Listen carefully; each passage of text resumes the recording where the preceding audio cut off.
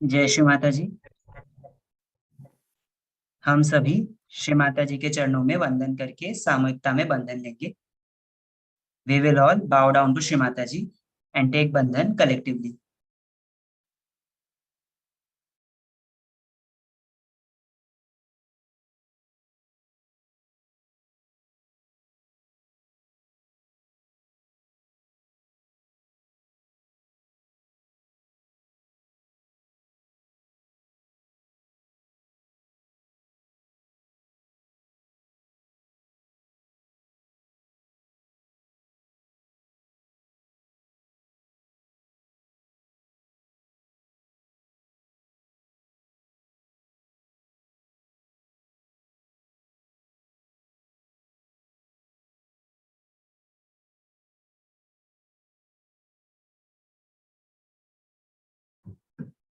तीन महामंत्र और उसके पश्चात श्री गणेश मंत्र।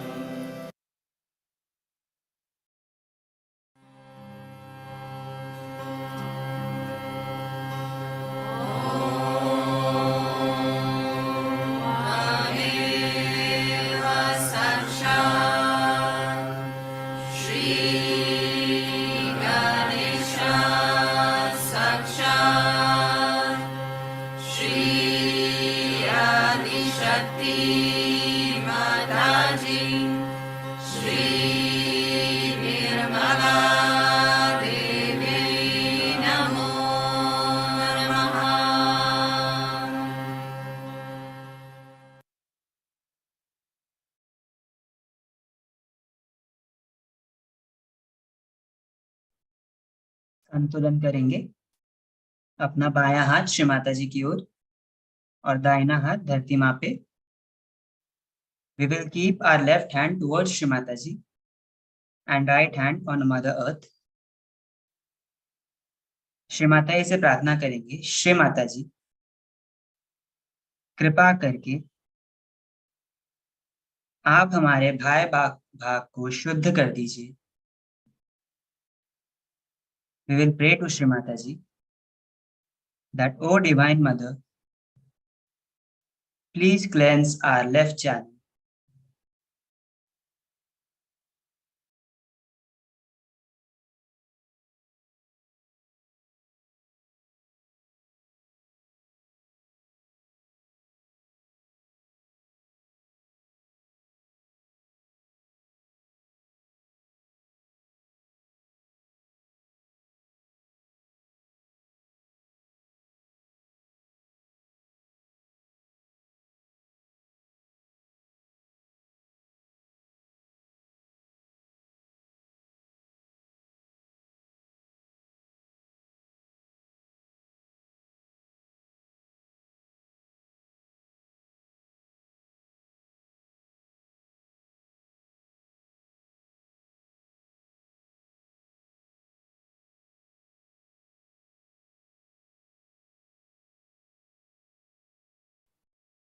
अभी हम अपना दाहिना हाथ श्री माता जी की ओर करेंगे और बायां हाथ आकाश तत्व की ओर.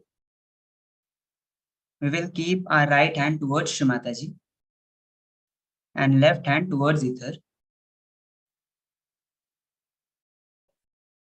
श्री माता जी से प्रार्थना करेंगे, श्री माता जी कृपा करके आप हमारे दाएं भाग को निर्मल कर दीजिए. We will pray to Shri Mataji that, O Divine Mother, please cleanse our right channel.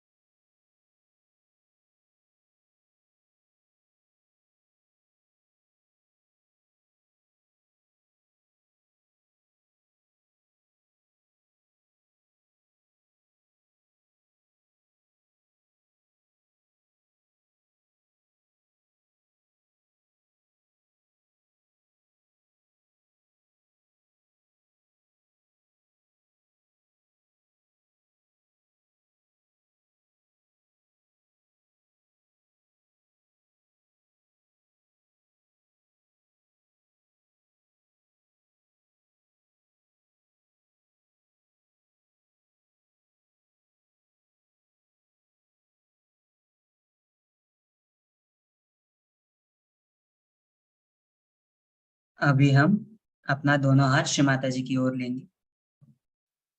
We will keep both our hands towards Shri Mata जी. श्री माता जी से प्रार्थना करेंगे, श्री माता जी कृपा करके आप हमें निर्विचारिता प्रदान करें. We will pray to Shri Mataji that, O Divine Mother, please grant us thoughtless awareness.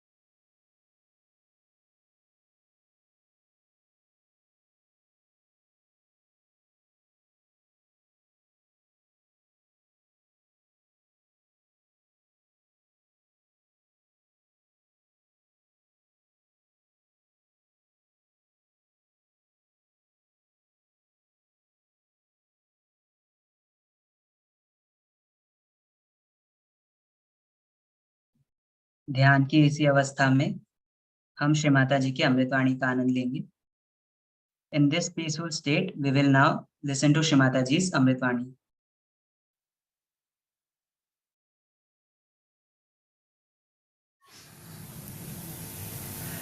Today, it's a great day that you are here to worship your Guru, in the realm of the heart of the universe.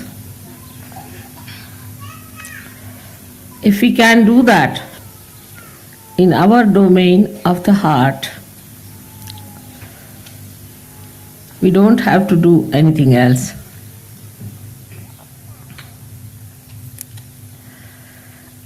Today also, I feel I have to tell you about Sahaja Yoga and its value, which is related to other yogas which were accepted in the olden days all over the world. They called it one as the yoga, not Sahaja Yoga. It started with various types of practices of Ashtanga yogas, eightfold yogas, with a guru. And one had to go through lots of hardships.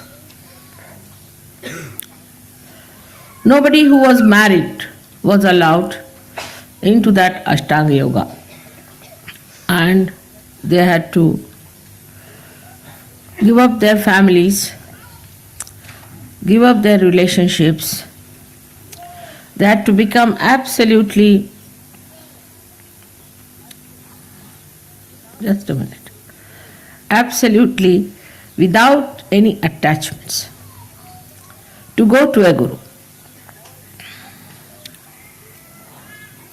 All their property, all their possessions were given up, not to the guru, as is done in modern times, but given away. And this was called as yoga. The another style was called as Sankhya. Sankhya is where all your life you have to gather things with detachment and then to distribute them completely.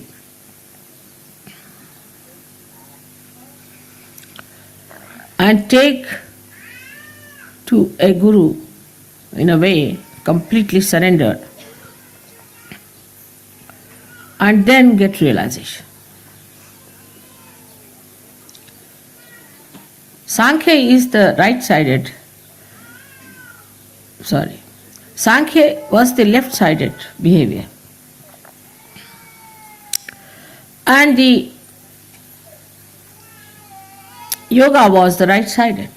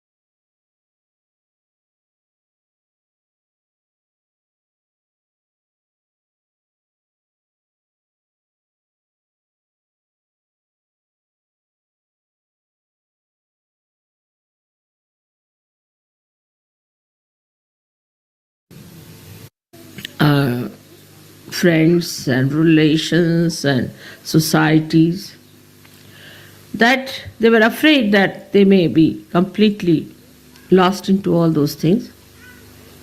They would go to Gayatri, the mantra of Gayatri, which teaches you the essences of all our chakras, the centers. I've told about this before also. Bhu, Uru, Swaha. Bhu stands for the essence of the bija of the Muladhara. Bhu for the universe that is created, that is Swadhisthana's bija. Swaha is the bija of the Nabhi. Mana is the essence of the heart chakra.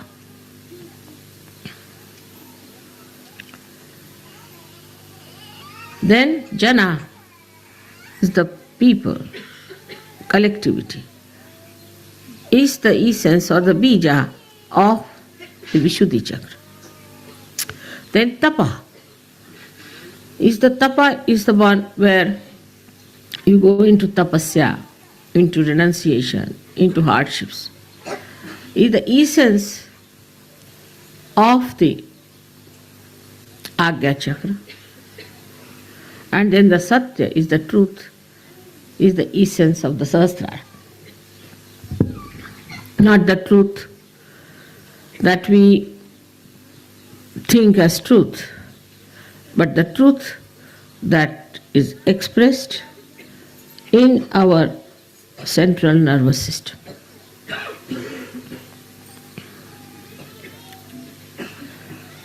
So this is discovered at the 7th stage of the Sahasrara.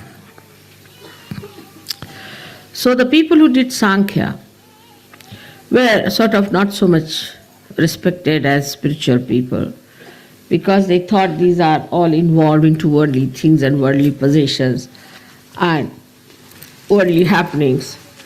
So they were regarded as something secondary.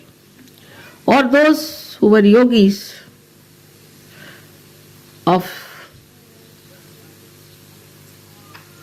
the gurus were regarded higher, because they had already given up everything and they have gone to a guru, giving up all the things that they have. But here is gurus had a problem within themselves, because they found that those who came to them gave up everything, no doubt, but still there was lurking attachments. In their own ashramas, they found these people had their own attachments to things. Though outwardly they had given up, but inside they had not given up. So they were still sticking on to these ideas that, oh, it's all right, but still we can have little things like that, doesn't matter. Like that, there was little compromises going on. Like as we have here, nunneries and all that. So both in a way were artificial. The one side is the Sankhyas were trying to ascend with all the luggage they were carrying. And another were trying to descend with all the ambitions of ascent. So it was a very funny thing in every aspect in both these styles of yoga. As you can see that now, if you go to America, you will find, oh God, what is this America? It's not democracy, it's demonocracy. But if you go from that in the realm of another country like Russia, you'll find, what is this? You are working here under complete pressures and fears. But as soon as a Russian comes out of that country, he can become worse than an American. So what is this? One theory works here, another theory works there. So which is the theory that is all right? Same you find about religion. Say a religion which believes in many gods like the Hindus, They are also believing now into the bhoots. And they are also following the path of possessions. If you go to a temple, every temple has got a nice arrangement for you to get possessed.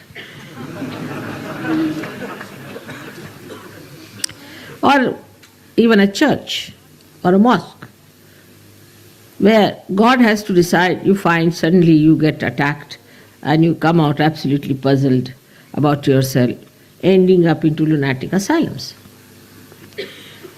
So what sort of worshipping places are these where you go to find God and you get the horrible satanic forces acting on you? That's why in the modern times people have become so very confused. We do not find truth in anything, in any ideologies, any philosophies, anything that started, say, Confucius started humanism, Socrates started another thing, Muhammad Sahib started another thing. Like Muhammad Sahib said, let us not worship God as an idol. Let us worship Him in the Nirakara, in the formless God. But you see the formless, how they are killing each other now? I mean, after seeing the Muslim countries, you can't believe there could be any formless or formful God existing anywhere. All must have run away. The way they are fighting. Then you see the Christian countries. Wherever they have gone, they have tried to dominate other people who were not Christians, just as if they had a right to do it because they were Christians. The disciples of Christ who said, forgive them, for they do not know what they are doing. And I have to say the same for all the Christians. Forgive them, for they do not know what they are doing. And when you are shocked at all these things, one must sit down and think, what is to be done? What's the problem is? So it is neither Sankhya nor Yoga. Then what is it you have to achieve? That is Sahaja. Sahaja is a system in which first you are not given a theory, but the light in your hand to see for yourself. In which both things look the same. For example, now you have got this beautiful house made for your mother.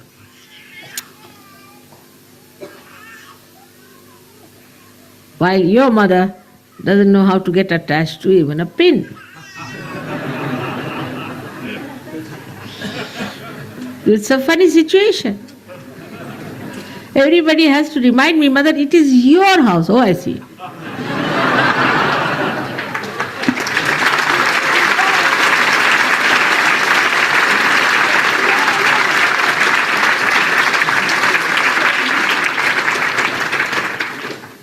And I am to be reminded, I must thank you all, especially the English, especially the leaders of English, Sahajogis, for making full effort to get this house. But then I think, why should I thank? It's not mine, it's theirs. And that's what it is. So a new type of confusion starts.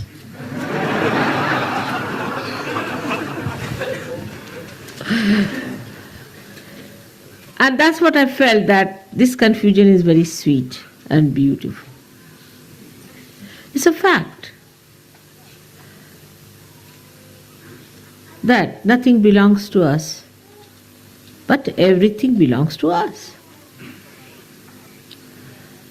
When I think about how beautifully you have done this place, it belongs to me, all right. This house belongs to me. England belongs to me.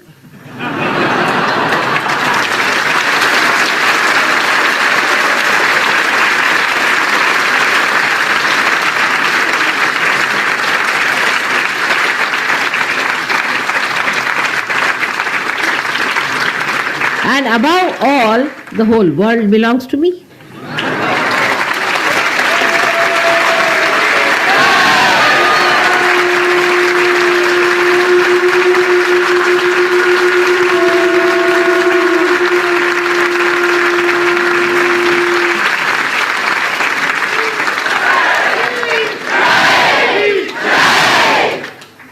That's how we see Sankhya and Yoga become one in Sahaja Yoga. And he said that when you see Sankhya and Yoga as one, then only Sa Pashyati. That's the one who sees. That's the one is the witness. So for normal people it could be that how is it your mother is supposed to be a guru and she wears all ornaments. But what to do? She is also a mother and she is also a goddess. Another confusion.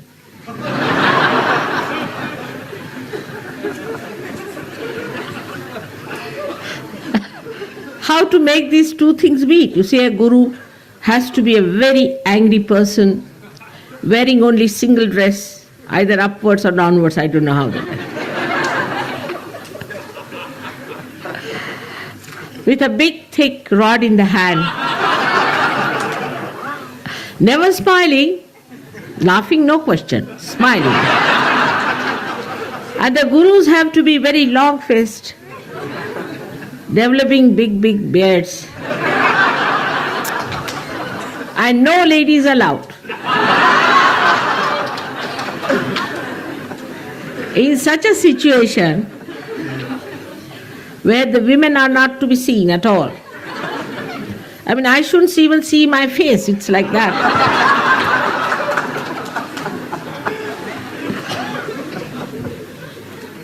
There is a big discussion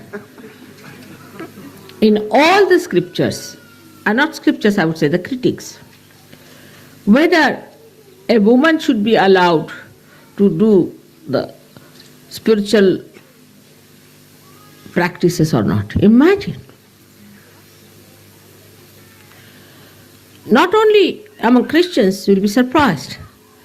Even in Indian scriptures, whether is woman should be allowed or not to do spiritual practices.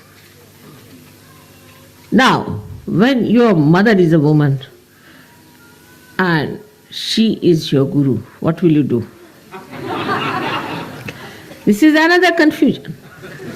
Because it is wrong. The whole thing is falsehood, based on no basis at all. You may try anything to say that women are not meant for spiritual life. Try any argument, it fails. The other day I met one big John in a university, big fellow. I might say a really hard nut. And he started saying, we Christians cannot accept a woman to be God. I said, why? Because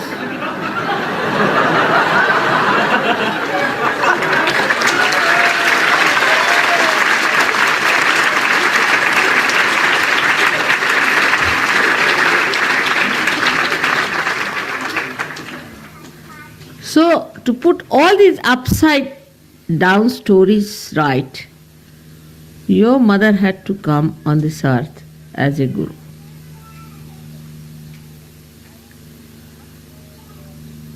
I got to this point out of one little confusion I had about myself. The other day, somebody was after my life, that I should buy a bracelet. I said, I have no money anymore, I don't want to buy. Oh, right, we'll give it in Puja. I said, no, but there's only Guru Puja. I said, all right, we'll give in Guru Puja. I said, on a Guru Puja to buy a bracelet was something funny I've done. After all, in a Guru Puja, don't give a bracelet to your Guru, do you? You can give, say, a big rod. Or you might give him a sandalwood khadawas, they call the chappals. Or you may give him a shawl. But here it is, I have asked, or I'd give it in Guru Puja. What was the reason? And I became aware of my own confusion. And I thought of it. I said, this is what it is. That it has to happen this way. That on a Guru Puja, you have to give a bracelet to your Guru. Let us change it over. The whole thing has to be brought up this way that everything faces reality. All these false ideas have to be given up.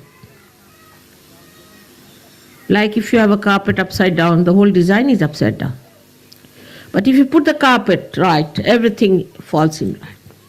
And that's why you needed a mother to give you realization and a guru as a mother to teach you that for ascent of God, nobody can be prohibited.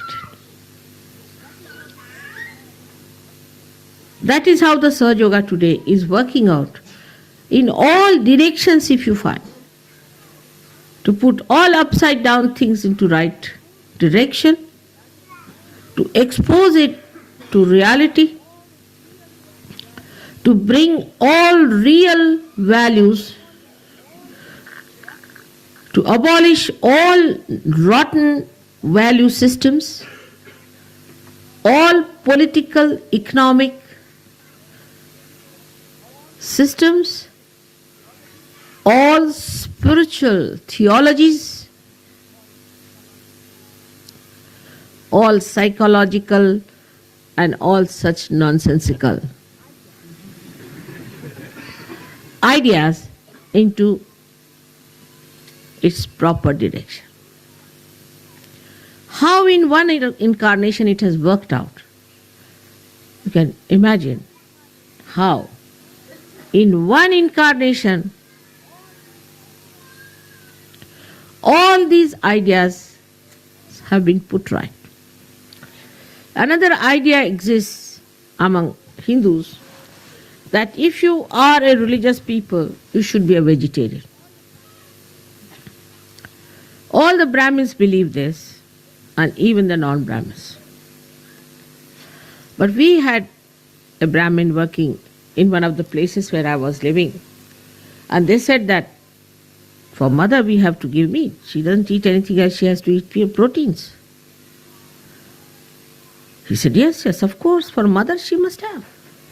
Whether it's a Brahmin or a non-Brahmin, all understand that mother has to eat proteins.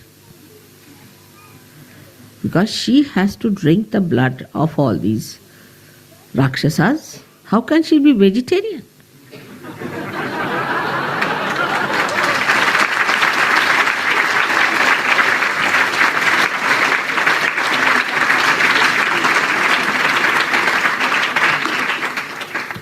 And if she has to kill so many devils, how can she be non-violent?